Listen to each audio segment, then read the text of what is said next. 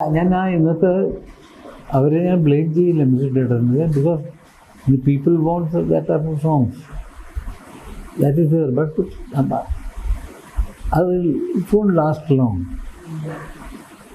ഒരു മഞ്ഞലയിൽ പോലെ, കരിമ്പിൽ കാട്ടിലെ പോലെ, ഹർഷഭാഷം പോലെ,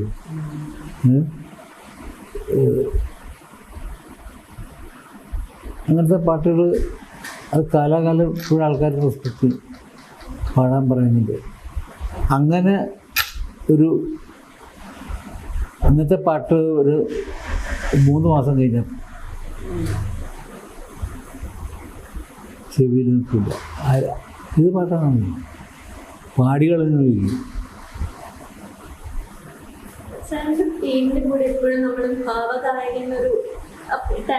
അത് ആരെ തന്നെന്ന് എനിക്കറിയില്ല.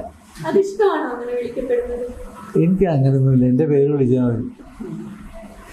എനിക്ക് ഭാവഗായകന് എനിക്ക് അമ്മാരി ആ ഒരു actually I am telling you I M a very ordinary person. പക്ഷേ എന്തോ ഈശ്വരൻ്റെ ഇതുകൊണ്ട് ഇങ്ങനെ ഇതിൽ വന്ന് ആദ്യം വർക്ക് ചെയ്യാൻ വേണ്ടി പോയതാണ് വേറെ കമ്പനിയിൽ. മാറി പാട്ടുകാരനായതാണ്. നിയോഗം. അത് ഞാൻ പാട്ട് ഒരിക്കലും ഞാൻ ഒരു സിനിമ പാട്ടുകാരനാണെന്ന് ചോദിച്ചിട്ടില്ല. അവിടെ ചെന്ന് ജോലി എടുത്തു. പിന്നെ ആയിട്ട് റിസ്ക്.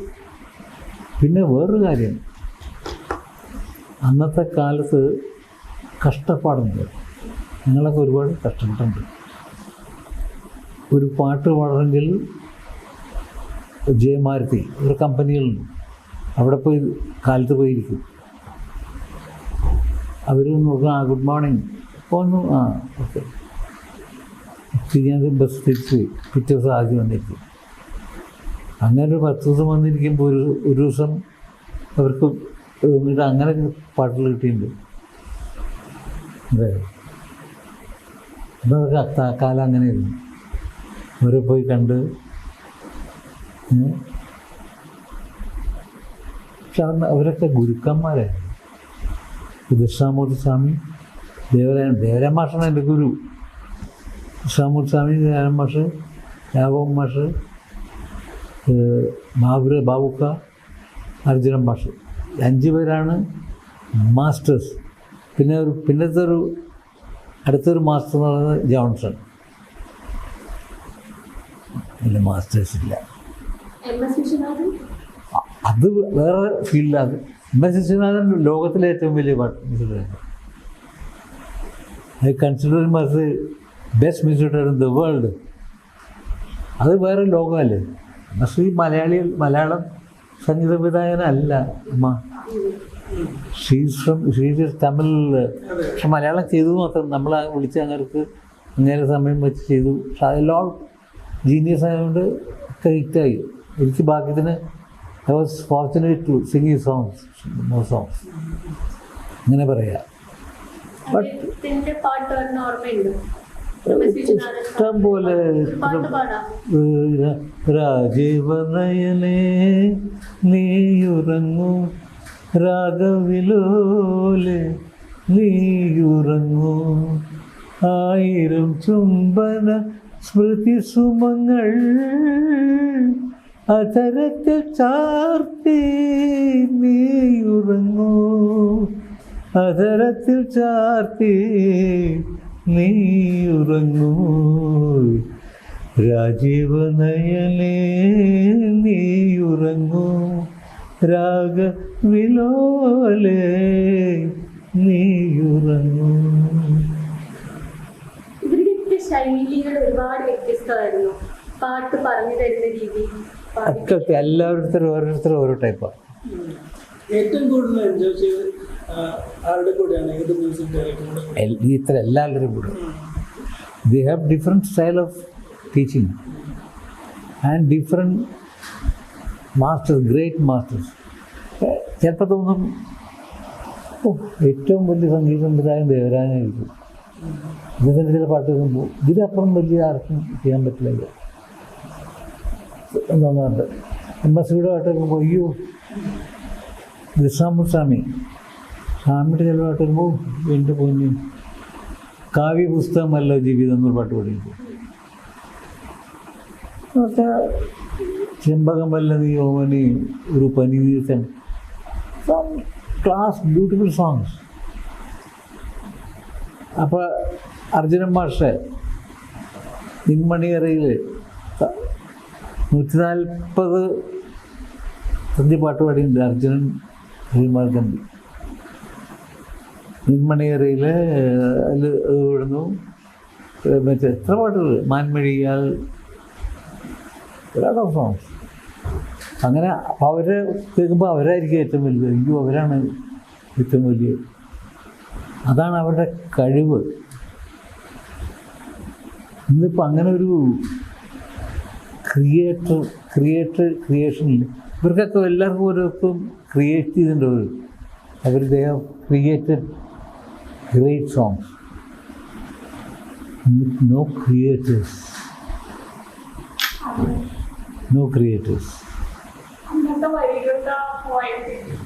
അത് വേറെ. ഭാസ്കരനോ വയലാറോ ഞാൻ പറഞ്ഞത് ONV ശ്രീകുമാരൻ തമ്പി യൂസഫ് അലി കേച്ചേരി പിന്നെ അങ്ങനെ മരിച്ചുപോയില്ല നമ്മുടെ കോവിഡ് കൊണ്ട് പൂച്ചൽ ഖാദർ. ഇവരൊക്കെ മാസ്റ്റേഴ്സ്. അങ്ങനെ അവിടേക്കും നമ്മൾ പോകണ്ട കേട്ടോ ഇന്നത്തെ കാലത്തെ ആൾക്കാർ, ഇൻക്ലൂഡിങ് നമ്മുടെ ഫ്രണ്ടാണ് Harinarayanan and Rafeeq Ahmed is my friend. പക്ഷെ അവരും കൂടി ആ റേഞ്ചിലേക്ക് എത്താൻ, പക്ഷെ അവരെത്ര ഇന്നത്തെ രീതിയിൽ എഴുതാൻ ഇവരെയൊക്കെ പറ്റി കൊടുക്കും. ട്യൂണിട്ടിട്ട് അതുകൊണ്ട് അന്ന് വരികൾ എഴുതി ട്യൂൺ ചെയ്യുന്നു, ഇന്ന് ട്യൂണിട്ട് കഴിയില്ല. തീർച്ചയായിട്ടും ഒരു വരി എഴുതി കവിത എഴുതി കഴിഞ്ഞാൽ അതിൻ്റെ ഭാവം അർത്ഥം മുഴുവൻ ഉൾക്കൊണ്ടിട്ടാണ് സംഗീതം ചെയ്യുന്നത്. ഇന്നിപ്പോൾ ഒരു ട്യൂൺ ഇട്ടിട്ട് ആ ട്യൂണിൽ ഉൾക്കൊള്ളിക്കുക വരികൾ, അതിനൊത്ത വരികൾ എഴുതുക. അപ്പോൾ ഒന്നാമത് സന്ദർഭമായിട്ട് യാതൊരു ബന്ധം ഉണ്ടാവില്ല സീനായിട്ട്. പിന്നെ ചില പാട്ട് ഈ പാട്ടെന്ന് പറഞ്ഞാൽ കുറേ ഓർക്കസ്ട്ര, കുറേ ഒരു കീബോർഡ്, ഒരു വയലിൻസ് സെക്ഷൻ ഓഫ് അതുണ്ടെങ്കിൽ ഏത് പാട്ട് നന്നാവും, ഏത് പാട്ട് കേൾക്കാൻ സുഖം ഉണ്ടാവും. But that doesn't mean that ഒരു ക്രിയേഷൻ എന്ന് പറയാൻ പറ്റില്ല. അത് 2 ദിവസം കൊണ്ട് ഒരു 2 ആഴ്ച കൊണ്ട് ഈ ചെവി കൂടെ കയറി ഈ ചെവി കൂടെ പോകും. പെട്ടെന്ന് മടുത്തു ഈ കുറെ കാച്ചി ട്യൂൺസ് ആയിട്ട് കുറെ സോങ്സ് വരുമ്പോൾ. പക്ഷെ കുറച്ചും കേട്ട് കഴിയുമ്പോൾ ആദ്യമൊക്കെ കേൾക്കുമ്പോൾ വളരെ രസമായിരുന്നു, കുറച്ച് കഴിയുമ്പോൾ പെട്ടെന്ന് മടുത്തു പോകും. അതാണ് കേൾക്കാൻ തോന്നില്ല. അതെന്താ കാരണം? വായ് അതെന്താ കാരണം? അപ്പോഴത്തെ അതാണ് എൻ്റെ തിരിച്ചു വരവ്. അതാണ് ആ പാട്ടോടുകൂടി ഞാൻ തിരിച്ചു വന്ന് മലയാള സിനിമയിലേക്ക് വന്നു. And I was concentrating in Tamil film. 10 ദിവസം ഇപ്പോൾ എല്ലാവരും പറഞ്ഞു ജേട്ടനെ 10 കൊല്ലം ഞങ്ങൾ കണ്ടില്ല മലയാള സിനിമയിൽ, MG ശ്രീകുമാറും അവരൊക്കെ പാടുന്നു. ഞാൻ പറഞ്ഞു ആ 10 കൊല്ലം I concentrate in Tamil film. I am equally popular in Tamil. ഒരുപക്ഷെ ഇളയരാജ, MSV, ഇളയരാജ, K. മാധവൻ ഒരുപക്ഷെ മലയാളത്തിനൊക്കെ കൂടുതൽ തമിഴ് പാടിയുണ്ടാണ് പാട്ടുകൾ. പിന്നെ എനിക്ക് എൻ്റെ ഭാഗ്യം ചെയ്ത എല്ലാ ലാംഗ്വേജിലും എനിക്കൊരു സൂപ്പർ ഡ്യൂപ്പർ റീച്ചുണ്ട്. ഒന്ന് മലയാളത്തിലാണെങ്കിൽ ഇഷ്ടംപോലെ പാട്ടുകളുണ്ട്. തമിഴിൽ രാസാത്യം തന്നെ അറിയാൻ പാടാത്ത ആളില്ല. തമിഴന്മാർ പറയും സാർ ഞങ്ങളുടെ രക്തത്തിൽ ഇരിക്കുന്ന പാട്ട്, ഞങ്ങളുടെ രക്തത്തിൽ ഊറിക്കുന്ന പാട്ടാണ്. അങ്ങനെ എത്ര തമിഴ്. അതുപോലെ തെലുഗു, കന്നഡത്തിൽ മന്ദാര പുഷ്പവും നീന്നൂറ് പാട്ടുണ്ട്. അത് തമിഴ് കന്നഡ ഫിലിം മ്യൂസിക്കിൽ ഔട്ട് ഓഫ് 10 സോങ്സ് ആ പാട്ട് വന്നത് ഐ എം ലക്കി. കന്നഡത്തിലെ 10 നല്ല ഏറ്റവും നല്ല പാട്ടുകളിൽ ഒരു പാട്ട് എൻ്റെ വരിക എന്ന് പറയുമ്പോൾ, അതുപോലെ തന്നെ തെലുഗുലുണ്ട്. പ്രായം തമ്മിൽ തെലുഗുലെടുത്തു, അതേ ട്യൂൺ. പ്രായം തമ്മിൽ അതല്ലേ അത് അനകനക ആകാശം മുന്തി എന്നിട്ട് തെലുങ്കിലെടുത്തു. തെലുങ്കിലെ നല്ല പാട്ട്, പക്ഷെ അധികം കോൺട്രിബ്യൂട്ട് ചെയ്യാൻ പറ്റിയിട്ടില്ല. സാറ് വരുമ്പോ രംഗത്തേക്ക് വരുമ്പോ യേശുദാസ് വളരെ കത്തി നിൽക്കുന്ന ഒരു സമയത്തല്ലേ, ആ ഒരു കാലഘട്ടം എങ്ങനെയായിരുന്നു? യേശുദാസ് എന്ന് പറഞ്ഞാൽ അദ്ദേഹത്തിൻ്റെ കാലഘട്ടം എന്ന് പറഞ്ഞാൽ ഗോൾഡൻ ടൈമായിരുന്നു, മലയാളം സിനിമയുടെ golden time. All great music directors, all great lyricist. And അദ്ദേഹം വരുമ്പോഴായിരുന്നു മലയാള സിനിമ ഗാനശാഖയുടെ വളർച്ച. അപ്പം അതിലദ്ദേഹം ഭാഗഭാക്കായത്. പക്ഷെ മലയാള സിനിമയിൽ ഇത്രയും ഭാഗ്യവാനായ ഒരു ഗായകനുണ്ടാവും തോന്നുന്നില്ല അദ്ദേഹത്തിനെ പോലെ. എൻ്റെ ഭാഗ്യം കൊണ്ട് എൻ്റെ എന്തോ അദ്ദേഹം ഇത്രയും വലിയൊരു ഹിമാലയം നിൽക്കുമ്പോൾ അതിൻ്റെ അടുത്തൊരു സഹ്യപർവ്വതങ്ങളായിട്ട് പോകാൻ പറ്റിയിട്ടുണ്ട് എനിക്ക്. മനസ്സിലായില്ലേ? അത് ദൈവം തന്ന് അത്രയും പാട്ടുകളും പാടിയിട്ട് അത്രയും ഇത് മസ്റ്റായിരുന്നു. യേശുദാസ് എന്ന് പറഞ്ഞാൽ അക്കാലത്തൊരു മസ്റ്റായിരുന്നു. യേശുദാസിൻ്റെ ഒരു പ്രഭാവത്തിൽ ഒരുപാട് ഗായകർക്ക് അവസരം നഷ്ടപ്പെട്ടു. അതൊക്കെ വെറുതെയാണ്. ബ്രഹ്മാനന്ദൻ അതെല്ലാം വെറുതെ ചുമ്മാ പറയുന്നത്. അത് അങ്ങനെ എല്ലാവരുടെയും പാട്ട് കയറി അങ്ങനെ എടുത്തില്ല. അങ്ങനെ പക്ഷെ വേറൊന്നും ചെയ്തു, പാട്ടുകൾ കൂടുതൽ കിട്ടാനായിട്ട് അങ്ങനെ ഒരു തരംഗിണി എന്നുള്ളൊരു അപ്പം എന്താ അങ്ങനെ പാട്ട് കൊടുക്കണമെങ്കിൽ തരംഗിണി കൊടുക്കണം. അങ്ങനെ ഒരു ഇത് ചെയ്തു. അതൊരു പുള്ളിയുടെ ബിസിനസ് ഇതായിരുന്നു. അല്ലാണ്ട് മറ്റുള്ളവർ പാടിയ പാട്ട് കൊടുക്കരുത് പലർക്കും അവസരങ്ങൾ കിട്ടാതെ പോയാലും അത് വെറുതെ പറഞ്ഞു. ബ്രഹ്മാനന്ദൻ 15-20 പാട്ടുകളിൽ 20 ഗോൾഡാണത്. മതി എത്ര പാടിയെന്നത്. അല്ലല്ല, ഞാൻ അതാണ് ദൈവത്തിൻ്റെ ഈശ്വരൻ്റെ അനുഗ്രഹം. ബ്രഹ്മാനന്ദം എന്ന് പറഞ്ഞാൽ ബ്രഹ്മാനന്ദം പാടിയ പാട്ട് എല്ലാം നല്ലതാണ്. ഒരെണ്ണം ഒഴിച്ചു കഴിഞ്ഞാൽ ഒരെണ്ണം പറയാമോ? ഇല്ല. എൻ്റെ ഒരുപാട് പാട്ടുകൾ ഒഴിച്ചു വയ്ക്കാനുള്ള ഉണ്ടാവും. ബ്രഹ്മാനന്ദന് അങ്ങനെയില്ല, എല്ലാ പാട്ടുകളും ഒന്നിനൊന്നും മെച്ചപ്പെട്ട. അദ്ദേഹത്തിൻ്റെ ശൈലി വേറെ ശൈലി. ആരെങ്കിലും ബ്രഹ്മാനന്ദൻ്റെ ശൈലി ഒരു പാട്ട് പാടത്തേ? നടക്കില്ല. ഈ എല്ലാവരും ഇമിറ്റേറ്റ് ചെയ്യണ യേശുദാസിനെയാണ്. അതാണ് ഏറ്റവും വലിയ മണ്ടത്തരം. എന്നുവെച്ചാൽ ഇല്ലത്തുനിന്ന് പുറപ്പെട്ടു അമ്മാത്തോട്ട് എത്തിയില്ല എന്ന് പറഞ്ഞ മാതിരി അദ്ദേഹം പാടി വെച്ചാൽ അങ്ങോട്ടേക്ക് എത്താൻ കഴിയില്ല. അപ്പോൾ ഇവരെന്ത് ചെയ്യുന്നു? അദ്ദേഹം പാടിയതാണ് എന്നിട്ട്. പക്ഷെ അതിലിനി വേറെ കാര്യമുണ്ട്. അദ്ദേഹത്തിൻ്റെ പാട്ടുകൾ ഇപ്പോൾ ഞാൻ അദ്ദേഹത്തിൻ്റെ പാട്ടുകൾ പാടാറുണ്ട്. താമസത്തിൻ്റെയൊക്കെ ഞാൻ പാടിയിട്ടുണ്ട്. അതെൻ്റെ രീതിയിലാണ് ഞാൻ പാടുക. അങ്ങനെ പാടിയിട്ട് കാര്യമില്ല. അദ്ദേഹം എന്തെല്ലാം നുവാൻസസ് ഇതൊക്കെ കാണിച്ചിട്ട് മൈക്ക് ഇങ്ങനെ പിടിക്കണം, ഇങ്ങനെ പിടിക്കണം, വെള്ളം തരണം അതൊക്കെ അതിനോടാണ് കൂടുതൽ. അങ്ങനെ ചെയ്താലേ അവർക്ക് പരിപാടി കിട്ടുള്ളൂ. അവരെ കുറ്റം പറഞ്ഞിട്ട് കാര്യമില്ല. യേശുദാസിൻ്റെ പാട്ടുകൾ അതേ രീതിയിൽ പാടിയാൽ പാടാൻ പറ്റില്ല എന്നുള്ള സത്യം. അത് ആ രീതിയിൽ അദ്ദേഹത്തിൻ്റെ പാട്ടുകൾ ഒരു ടിപ്പിക്കൽ യേശുദാസിൻ്റെ ഹിറ്റായിട്ടുള്ള കുറച്ച് പാട്ടുകളുണ്ട്, കുറേ പാട്ടുകളുണ്ട്. ആ പാട്ടുകൾ മാത്രമേ ഈ പുതിയ പാട്ടുകാർക്ക് അറിയുള്ളൂ.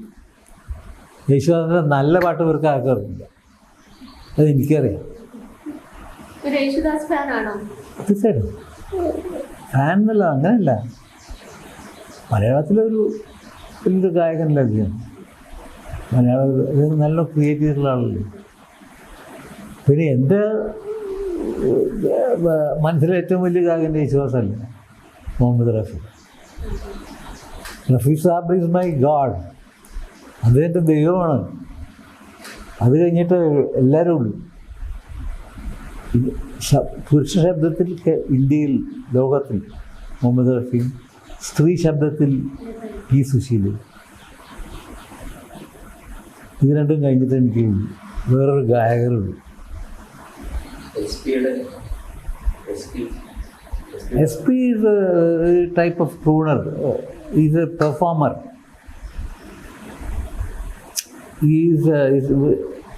ഒരു ഇവരുടെമാതിരിയുള്ള ഒരു ആ ടൈപ്പല്ല.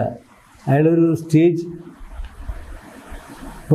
നല്ലൊരു പെർഫോമറായിരുന്നു. നല്ലൊരു ക്യാച്ച്, ഓഡിയൻസിനെ ക്യാച്ച് ചെയ്യാൻ പറ്റും. Shankarabharanam is the worst film which I consider. It's classical. Classical എന്ന് പറഞ്ഞതല്ല. എല്ലാവരും വിളിച്ചൊക്കെ ശങ്കരാഭരണമാണ് ക്ലാസിക്കൽ. അതല്ല, അതിലപ്പുറം വേറെ പാട്ടുകൾ കേൾക്കില്ല നമ്മുടെ ആൾക്കാർ. ശങ്കരാന്ന് പേടി. ശങ്കരാഭരണം എനിക്ക് ഏറ്റവും ഇഷ്ടമില്ലാത്ത പാട്ടാണ്. ഈ S P Balasubrahmanyam is one of the best. ഈ സ്റ്റേജ് ഇതില്ലേ, ഈ ഫാസ്റ്റ് സോങ്സ് ഇല്ലേ, ആക്ഷൻ സോങ്സ് ഇല്ലേ, സ്റ്റേജ് സോങ്സ് ഫാസ്റ്റായിട്ടുള്ള ഇംഗ്ലീഷ് ചില, അതിൽ number 1 is S P B. S P B കഴിഞ്ഞിട്ട് അയാൾ തന്നെ ഒരു പെർഫോമറാണ്. നല്ല അങ്ങനെയാണ്. പക്ഷേ സൗന്ദരരാജൻ്റെയോ പി ബി ശ്രീനിവാസൻ്റെ അത്രയും ശബ്ദം എനിക്കിഷ്ടമല്ല എസ് പി ബി. അങ്ങനൊരു കാര്യമുണ്ട്. എല്ലാവരും വെച്ചാൽ സമുദ്രരായനെ കുറിച്ചൊന്നും നോബഡി വായിടണോ വായി. നമ്മുടെ മലയാളികളൊന്നും സമുദ്രരായനെ പാട്ട് പാടുന്നില്ല. എന്തുകൊണ്ട് പാടുന്നില്ല? പാടാൻ പറ്റില്ല, അത് വേറെ. പാടാൻ പറ്റില്ല എന്നുള്ളത് വേറെ. നിനൈந்து നെഞ്ചം ഉരുകുതേ നീ ഇല്ലാത്ത തുമ്പം. ഇത് കാരണം പാടും നമ്മുടെ സമുദ്രരായൻ്റെ. Great singer. പി ബി എസിലാണെങ്കിൽ മയക്കമാ കലക്കമാ അറിയാമോ പാട്ട്? അറിയില്ല. പറഞ്ഞില്ല എനിക്ക്. ഏതൊക്കെ പാട്ട് അറിയാം, ഏതൊക്കെ പാട്ട് എനിക്കറിയാം. നാളാം നാളാം തിരുനാളാം കിടന്നല്ലോ ഇല്ല. അതേ ഞാൻ ചോദിക്കുന്ന പാട്ടുകൾ നിങ്ങൾക്കൊന്നും either all great songs of Tamil.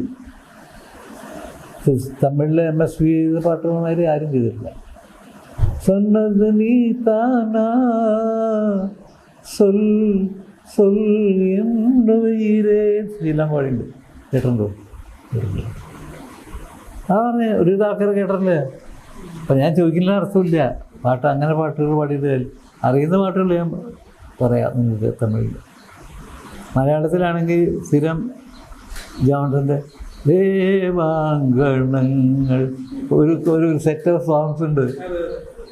പിന്നെ ആ മധു ആണെങ്കിൽ അവനെ വിളിച്ച് പറയും മറ്റേ കുറേ സെറ്റ് ഓഫ് സോങ് ഉണ്ട്. അത് മാത്രമേ ഉള്ളൂ. Raveendran master composing is good composer, അത്രേ ഉള്ളൂ. ഐ ഡോണ്ട് ഈസോടെ മാസ്റ്റർ ഒന്നുമല്ല. രവീന്ദ്രൻ മാസ്റ്റർ ഒന്നും വിളിക്കാനുള്ളതെന്നുള്ളത് അത് കോംപ്ലക്സ്. അതാണ് ഏറ്റവും വൃത്തികേട്. അത് കോംപ്ലിക്കേറ്റഡ് ആക്കാണ്. Why do want to make the music complicated? Soothing beautiful. വാ അതല്ലാണ്ട് ഒരു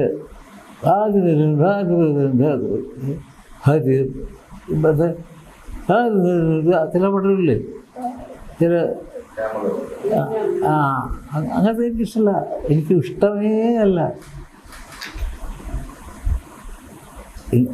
നല്ല പാട്ട് ചെയ്തിട്ടുണ്ട് ഒന്ന് രണ്ടെണ്ണം, അത് ജനങ്ങൾക്ക് വേണ്ട. ഇപ്പം ഞാൻ കാലിയുമായി വരും തിന്നല് നല്ല പാട്ടാണ്, അത് രവീന്ദ്രൻ്റെ. കുറച്ച് പാട്ട് നല്ലത് ചെയ്തിട്ടുണ്ട്, പക്ഷെ അയാൾ നല്ലത് ചെയ്തു വന്നു കഴിഞ്ഞപ്പോൾ അയാളെ വഴി മാറ്റിക്കളഞ്ഞു. യേശുദാസിൻ്റെയും വേറെ കോമ്പിനേഷൻ ചേഞ്ച് കംപ്ലീറ്റ് അയാളുടെ ടാലൻസ് മുഴുവൻ കളഞ്ഞു. സാർ എന്നും ഇങ്ങനെ സ്ട്രേറ്റ് ഫോർവേഡ് ആയിരുന്നു, ഇങ്ങനെ തന്നെയാ സംസാരിക്കുക? ഞാൻ അങ്ങനെയാണ് സംസാരിക്കുന്നത്. എനിക്ക് I don't keep anything in my mind. എനിക്ക് പറയാനുള്ള തുറന്നു പറയും. അതിൻ്റെ പ്രശ്നങ്ങളെക്കുറിച്ച് ഞാൻ ബോധേഡല്ല. പ്രശ്നങ്ങൾ ഉണ്ടായിട്ടുണ്ടോ കരിയറിൽ? ഒരുപാട് ആൾക്കാർ പറയും അങ്ങനെ ഭയങ്കര ചൂടാണ് ആണ്, എന്നെ കൊല്ലുവോ? ഏതെങ്കിലും സ്റ്റുഡിയോയിൽ പിണങ്ങി പോയിട്ട് വന്നിട്ടുണ്ടോ? ഏതെങ്കിലും സ്റ്റുഡിയോയിൽ പിണങ്ങി പോയിട്ട്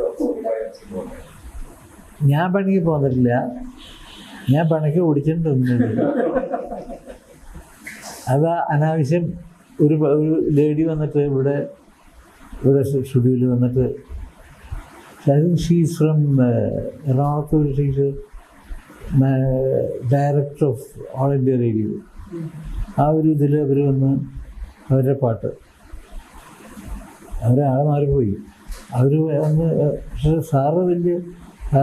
സാറിനെ കൊണ്ട് തന്നെ പാട്ട് പാടിക്കണം എന്ന് പറഞ്ഞ് വന്നിരുന്നതുകൊണ്ട് തന്നെ അപ്പോൾ വന്ന് ഇരിപ്പുമൊക്കെ കണ്ടത്.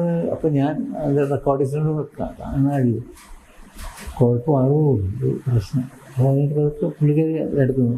ഇതൊരു പ്രണയഗാനമാണ് സാർ, സന്തോഷം. പിന്നെ പ്രണയഗാനമാണെങ്കിൽ സാധാരണ അങ്ങ് പ്രണയഗാനങ്ങളിൽ പാടാൻ സമർത്ഥന അങ്ങനെയൊന്നുമില്ല, ഞാൻ മാത്രമല്ല, ഒരുപാട് ആൾക്കാരുണ്ട് പ്രണയഗാനം. അതെനിക്ക് പിന്നെ അവർ പറഞ്ഞു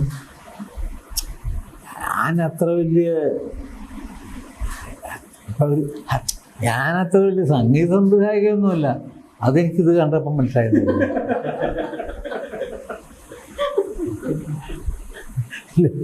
നല്ല കാര്യമുണ്ട്, അത് മനസ്സിലായി. ഉടക്കി ഞാൻ പറഞ്ഞു നിങ്ങൾ. പിന്നെ അവർ പറയുന്നത് നേരി പാടണം, അവർ മാതിരി പറയുന്നത് പാടി കഴിഞ്ഞ് ഞാനത് ഇംപ്രവൈസ് ചെയ്ത് പാടുമ്പോൾ അത് മതി പറയും. അപ്പം നിങ്ങളുടെ എൻ്റെ ട്യൂണോ നിങ്ങളുടെ ട്യൂണോ വേണ്ടേ? അതായി. അപ്പോൾ അവർ പറഞ്ഞു അപ്പം ഇതിങ്ങനെ പാടുമ്പോൾ ഇല്ല, എനിക്കൊരു നിർബന്ധമുണ്ട്, എൻ്റെ ട്യൂൺ ഞാൻ പറയുന്ന മാതിരി എൻ്റെ പാടണം. അങ്ങനെയാണോ? എന്നാൽ വരാവട്ടെ. ഇത് കൺഫ്യൂസ് ചെയ്യോ? അപ്പോൾ അവിടെ നിന്ന് കരഞ്ഞു വരും. അല്ലാണ്ട് അവർ ഡയറക്ടറല്ലേ, ആരിങ്ങനെ പറഞ്ഞില്ലേ. അപ്പോൾ ഞാൻ പറഞ്ഞു നിങ്ങളേ ഒന്നാമത് ഞാൻ എൻ്റെ എക്സ്പീരിയൻസ് അറിയാമല്ലോ, അതിനോട് റെസ്പെക്റ്റ് ചെയ്യണം.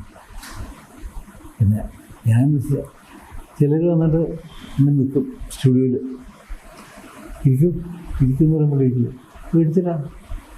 ഞാൻ നിങ്ങളെന്ത് പേടി? ഞാൻ എന്ത് ചെയ്യുന്നത്? ഇതിൻ്റെ പേടിക്കുന്നത് എല്ലാവരും ഇരിക്കും. ഞാൻ ഇരിക്കാൻ പറഞ്ഞാൽ ചോദിച്ചു.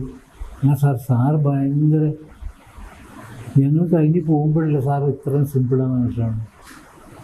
ഇപ്പോൾ നിങ്ങൾക്ക് തന്നെ മനസ്സിലായില്ലേ? ഇപ്പോൾ ഞാൻ എന്താണെന്നുള്ളത് മനസ്സിലായില്ലേ? ഞാൻ വേണ്ടാത്ര കാണിച്ച് അതെല്ലാം ആശ്രമി കൊടുക്കാനും പിന്നെ പാട്ട് തിരിച്ചു കൊടുക്കാൻ അത് കൊണ്ടുവന്ന് വരുത്തുന്നുണ്ട്. ആ കാശും തിരിച്ചു കൊടുക്കും. അന്ന് കാശ് ക്ലിയർ ഓഫ്, കാശ് കൈ കിട്ടും. ഞങ്ങൾ ഇനി വരും, നിങ്ങൾ വരണ്ട. അങ്ങനെ പിന്നെ ആരുമായിട്ട് അങ്ങനെ ഒരാൾ പിന്നെ ആരും ചില നിർബന്ധങ്ങൾ പറയരുത്. പറയും നിങ്ങൾ പാടുന്ന മാതിരി ഞാൻ പാടട്ടെ, നിങ്ങൾ പാടുന്ന പാട് സാറേ എങ്ങനെ വേണ്ട, നിങ്ങളുടെ ട്യൂൺ നിങ്ങൾ വേണ്ടെന്ന് പറഞ്ഞാൽ അപ്പം ഞാൻ പറഞ്ഞു ഞാൻ ഇമ്പ്രൂവായിട്ട് ഞാൻ സാറ് പാടും. അപ്പം ഞാനാണ് വീട്ടിലുള്ളത്, നിങ്ങളല്ല. യഥാർത്ഥമുള്ള നിങ്ങളുടേതായ കോൺട്രിബ്യൂഷൻ തരും എനിക്ക്. It is beautiful. ഞാൻ നല്ലതാണെന്ന് പറയാം. അത് പിന്നെ നിങ്ങൾ പറയുന്ന ചില പാട്ടൊക്കെ ഞാൻ വെറുതെ വടിമാരി പാടി കൊടുത്തിട്ടുണ്ട് അവരുടെ മാതിരിയാണ്. അത് കഴിഞ്ഞിട്ട് അവരിന്ന് ഇരിക്കും. അപ്പോൾ റെക്കോർഡിസ്റ്റ് പറയും, ചേട്ടാ നിങ്ങളുടെ വിളവന നിങ്ങൾ ഇതെല്ലാം കഴിഞ്ഞ് നിങ്ങളുടെ ഈ ലൈനില്ലേ ഞാൻ ഇങ്ങനെ പാടാൻ ആക്കിയത്. അയ്യോ സാറേ ഇത് കൂടുതൽ ബ്യൂട്ടിഫുള്ളാണ്, അത് ഒന്നുകൂടെ എല്ലാം പാടി തരും. അത് പള്ളി പറഞ്ഞാൽ മതി. അത് ഇനി ആ പാടി തരുന്ന ഒരാൾ അത് പള്ളി പറഞ്ഞാൽ മതി. ആ പാട്ടിൻ്റെ കാശ് തരും, അത് പാടി തരാം. അങ്ങനെയൊക്കെ ചില നല്ല പാട്ടുകൾ കമ്പോസിഷൻ കാരണം മോശമായി പോയിട്ടുണ്ടെന്ന് തോന്നിയിട്ടുണ്ട്.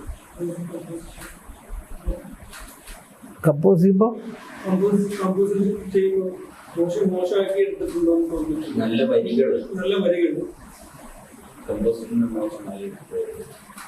ചില നല്ല വരികൾ, ചില നല്ല ട്യൂൺസ് വരും. പറഞ്ഞിട്ട് കാര്യമില്ല. ചിലർക്ക് നല്ല നല്ല ട്യൂണായിരിക്കും, അത് കേട്ടാൽ അറിയാം നമുക്ക് നന്നാവുന്നുള്ളത്. അങ്ങനത്തെ ഉണ്ട്. നല്ല ചിലരുണ്ട് കേട്ടോ കഴിവുള്ള, അവരെ ട്യൂൺ കേട്ടാൽ അറിയാം അത് കൊള്ളാം, അത് നമ്മൾ കൂടുതൽ ഇൻട്രസ്റ്റ് എടുക്കും. ചിലത് കേട്ടാൽ ഉടനെ നമുക്ക് പറയാം ഇത് പരമപോലെ അയാൾ പറയുന്ന കാര്യം പാടി കൊടുക്കാൻ നല്ലത്, അങ്ങനെ പാടി കൊടുക്കും. എന്നിട്ട് ആൾക്കൊരു തൃപ്തി കുറവ്. ഇത് താഴത്തെ എന്താ തലകുറിന് ഇല്ല. അപ്പം ഞാൻ പറഞ്ഞു സാറിൻ്റെ വെർഷനിൽ പാടും എന്നോടും. ഇങ്ങനെയായിരുന്നു എനിക്ക് ആവശ്യം, എനിക്കിങ്ങനെയായിരുന്നു ആവശ്യം, അത് നേരത്തെ പറയണ്ടേ. ഇന്നത്തെയൊക്കെ കുഴപ്പം. പിന്നെ ടോട്ടലി എന്താ ഇവർക്കൊന്നും യാതൊരു കഴിവുമില്ല. വെറുതെ സത്യം പറയാം. മാസ്റ്റേഴ്സ് ദേവരാം മാസ്റ്റർ മുമ്പിൽ ഇരിക്കില്ല, ഇരിക്കില്ല. മാസ്റ്റേഴ്സാണ് അവർ പാടിത്തരുന്ന നമുക്ക് പാടാൻ പറ്റില്ല.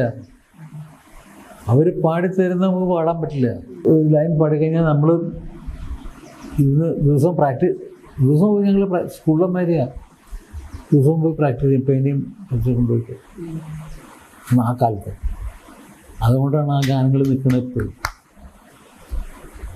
അങ്ങനത്തെ വരികൾ വയലാറും ദേവരായ മാഷൊക്കെ ചെയ്ത വരികളൊക്കെ ഏതാ നല്ലത് പറയാൻ പറ്റുമോ? വെൺചന്ദ്രലേഖ ഒരു അപ്സരസ്ത്രീ, വിപ്രലംബ ശൃംഗാരം നൃത്തമാടാൻ വരും അപ്സരസ്ത്രീ, കാറ്റിൽ നൃത്തമഴിഞ്ഞും കളിയറഞ്ഞാണ മുലഞ്ഞും മാറിലെ സോമരസ കുമ്പിൾ കുലുക്കിയും അവൾ വരുമ്പോൾ ഞാനും എൻ്റെ മധുവിധു മേനകയും ആ നൃത്തം അനുകരിക്കും. ആശ്ലേഷ മധുരങ്ങളാണ്. ആശ്ലേഷ മധുരങ്ങളൊക്കെ കൊണ്ട് ഇതിൻ്റെ എക്സ്ട്രസിയുടെ നമുക്കറിയാം. തുടക്കം വെൺചന്ദ്രലേഖ വിപ്രലംബ ശൃംഗാര നൃത്തമാടാൻ വരും അപ്സരസ്ത്രീ,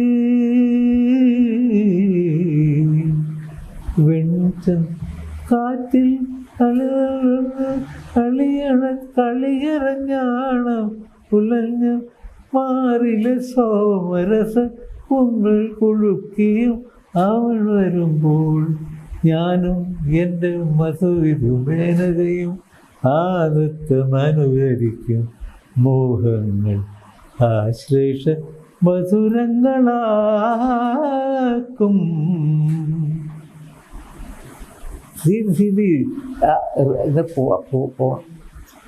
ഇതൊന്നും ഒറ്റ മിനിറ്റ് ഇപ്പം ചെയ്യാൻ പറ്റുമോ തോന്നുന്നുണ്ടോ? ഈ കോമ്പിനേഷൻ വരികളും ഇങ്ങനെ എത്രയോ പാട്ടാണ് ഞാൻ പാടാം. ഇതൊക്കെ യേശുദാസിൻ്റെ ഒരു പാട്ട് ചെയ്ത് വെച്ചിട്ടുണ്ട്, അത് ഞാൻ പുറത്താക്കിയില്ല. കുറച്ച് കാലമായി അത് ഞാൻ ഇറക്കാൻ പറഞ്ഞിട്ട് ഞാൻ ഇറക്കില്ല. അതിൽ ഞാനൊരു പാട്ടുകാരനാണ്, സംഗീത സംവിധാനം. ഞാൻ ഒരു സംഗീത എൻ്റെ ഗുരുക്കന്മാരോട് ചെയ്ത തെറ്റാണെന്നൊരു അങ്ങനെ ഒരു ബ്യൂട്ടിഫുൾ സോങ്. എന്താണ് പാട്ടിൻ്റെ ഓർമ്മ? നല്ല പാട്ടാണ്, പാട്ടൊക്കെ നല്ലതാണ്. വരികളറിയാം. അങ്ങനെ എഴുതിയുണ്ട്. അപ്പോൾ ഞാൻ എഴുതി വെച്ചു. അപ്പോൾ അത് റെക്കോർഡ് ചെയ്യുന്നു പറഞ്ഞത് ഇവിടെ റെക്കോർഡ് ചെയ്യാൻ പറയണ്ട അവരൊക്കെ. ബിക്കോസ് അദ്ദേഹം പറഞ്ഞിട്ടുണ്ട്, നമ്മൾ ചെയ്യുന്നത് കൊണ്ട് നമ്മൾ ചെയ്യുക. ഞാൻ ഒരു ഗായകനാണ് പറഞ്ഞ് അത് ഞാൻ ഗായകനാണ്, ഞാൻ തന്നെ ഉണ്ടാക്കിയ പാടാൻ അത് തന്നെ തെറ്റാണ്. അതായത് ഒരാൾ ഒരു സംഗീത സംവിധായകൻ പറഞ്ഞെന്ന് അത് പാടുക, അതാണ് എൻ്റെ തൊഴിൽ. ദൈവം ഒരു തൊഴിൽ നിങ്ങൾക്ക് തന്നിട്ടുണ്ട്, അത് വിട്ട് ചെയ്തതെന്നൊക്കെയുള്ള പ്രശ്നക്കാരനായി. I M a different person, ഒരു ഡിഫറെൻറ്റ് എന്താ പറയുക, ഭ്രാന്തെന്ന് പറയാം. ഒരുപാട് സംഗീത പാരമ്പര്യമുള്ള ഒരു കുടുംബത്തിലാണ് ജനിച്ചത്. അതൊക്കെ എന്നിട്ടും ശാസ്ത്രീയ സംഗീതം അങ്ങനെ കൃത്യമായി പഠിച്ചിട്ടില്ല. പഠിക്കാൻ പറ്റിയിട്ടില്ല. എന്തുകൊണ്ടാ പഠിക്കാൻ പഠിക്കാൻ പറ്റാത്ത